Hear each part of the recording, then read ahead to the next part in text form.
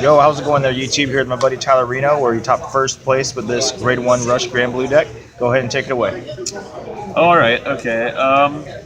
This is the deck that got me first. It's pretty mean because it shuts down a lot of the really good decks right now, like Gear Crow. I know you guys hate being attacked like 15 times. I do, so let's start. For the starter, we play Gina for a very specific reason that I'll just show at the end of the video. So that's the starter. But we play 4 more grade 0s that aren't triggers, which are Night Runner. So Night Runner mills cards while it's in drop to call itself at rest, which means that you can blow it up for your Night Crows and stuff. So that's what makes it pretty good. It also loads up your drop zone. For the grade 1s, we have the Preferred Ride, which is Raise Tutor. He has no Vanguard skill, but you want Night Crow in drop, not on Vanguard Circle, which is why we like riding this guy, and he's a 7Cs, which is very important. On Rearguard, he has the extra benefit of maybe plussing a card, but that's not really a big deal comparatively. Then we got the 4 Night Crow. We all know what he does at this point. He blows up your other stuff to call himself back. He can help stack up your grade 2, which is Night Spinel. Card's pretty great. Then we have the non-7Cs cards. We got 4 Greedy Mimics because it's a 9k attacker. It can hit grade 2s by itself, and then you can blow it up for Slash Shade. Or with a 7k boost, it's a 16k column. Then we have 4 Skeleton Assault Soldiers. This guy's only a 6k. Typically, you use him for a Vanguard booster for a turn, or maybe to boost a Slash Shade that's just been called. Typically, you call him Hollow, he goes to Bind Zone, and you can guard with him. So you can commit more power to the board, drop more shields from their hand, just to guard with him later on. So that's almost all the grade 1s. We have one of the most important ones right here at 3, Evil Shade. Now, you would play 4, but you kind of want these guys more than you want him, because he's only a 6k and he's only good behind Vanguard. However, he's a 10k booster, which makes it so that your opponent will have to ditch 10ks to guard the Vanguard. So they'll have to ditch 10ks to be able to 1-pass your Vanguard instead of just ditching 10ks to no pass it. Then we have some grade 2s. I only play 8. We play 4 Slash Shade, gets you more attacks for only a counterblast, hits Vanguards by himself after he's called. Pretty good. Then we have Night Spinel. This card is absolutely crazy. It allows you to hit really good numbers without ever having to ride to grade 2.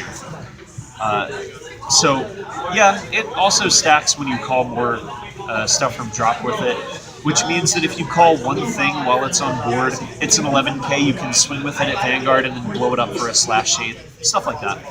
Then we have 2 Plague Attacks.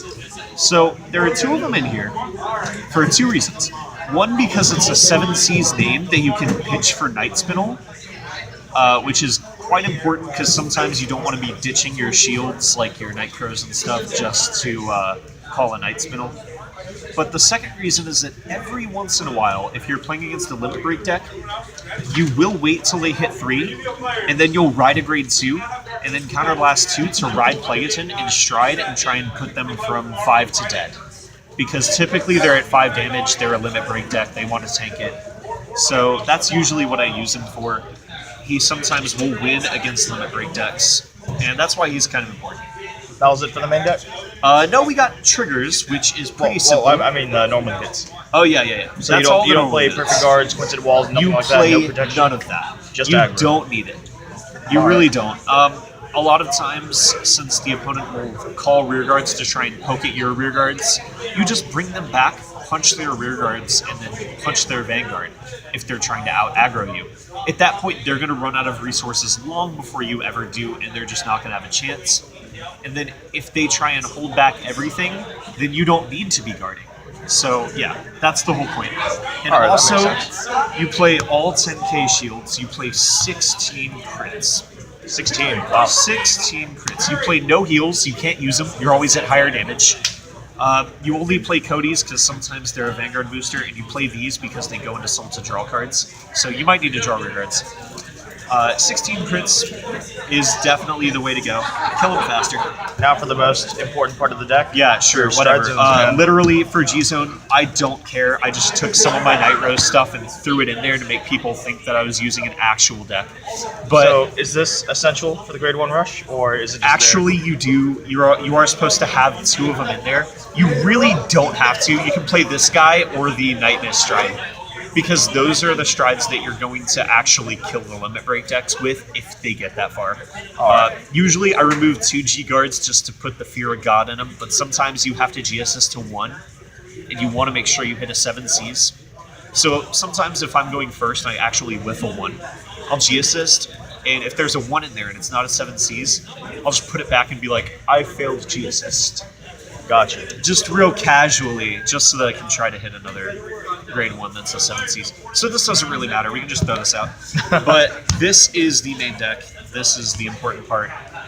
And I will say right now, the entire thing is like $10 to $15, depending on $10 where to you pick it up. $15. Wow. Yeah, so if you're looking for an ultra budget option, this is it. I just played it again last night, and people hate me now, so that's okay. Well, But I mean, hey, it's their fault that they want to play freaking Dark Irregular Gilderai spam. It's their fault. But yeah, that's the deck, and I think it's pretty good. I definitely think that I'm going to be playing it for a while to come. We'll see, though. We're going to have that new Idol booster in March. Just kill me. Anyways. Excited. Yeah, I'm excited too. All right, that's it, man. All right, catch y'all later. Woo!